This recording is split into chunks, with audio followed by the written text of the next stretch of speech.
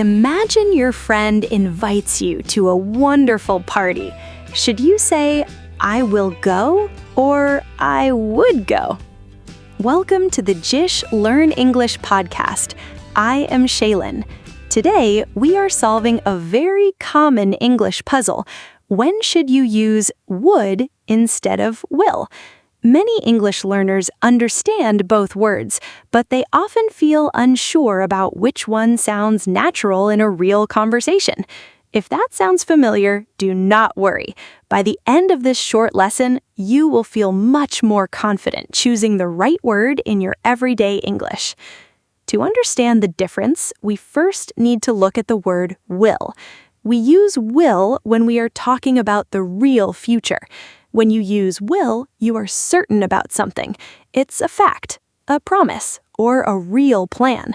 For example, you can say, "I will go to work tomorrow," or "I will call you tonight." In these sentences, you are 100% sure. You have the intention, and it is going to happen in the real world. Think of will as the word of action and reality. You use it when you feel confident about what comes next. Now, let us talk about would. If will is about the real world, would is about the imaginary world. Think about the dreams and possibilities you sometimes imagine. We use would when we are dreaming, guessing, or talking about something that is not real right now. It usually depends on something else happening first. For example, you might say, "I would travel to Japan if I had the money." Notice the difference here. You do not have the money right now, so you're simply imagining the situation. You cannot say, "I will travel to Japan," because it's not a real plan yet. It's just a beautiful possibility in your mind. Whenever you are talking about imaginary situations, would is your best friend. There is one more very important time we use would instead of will. We use it to be polite. Will can sometimes sound a little direct.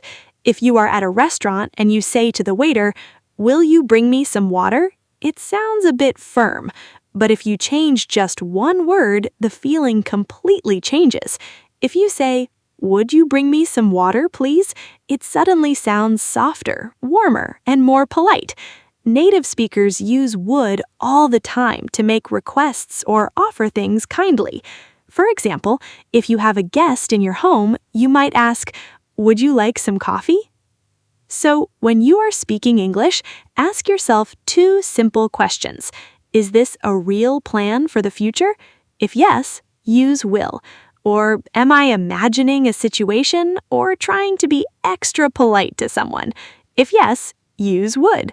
It really is that simple. You don't need to memorize long grammar rules from a textbook.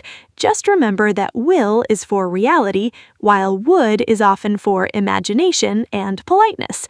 Once you start noticing this pattern, choosing the right word becomes much easier.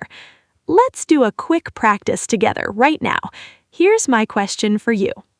What is something you would buy if you had $1 million? Imagine that situation for a moment. Since this is an imaginary situation, remember to start your sentence with "I would buy." Please write your answer in the comments below.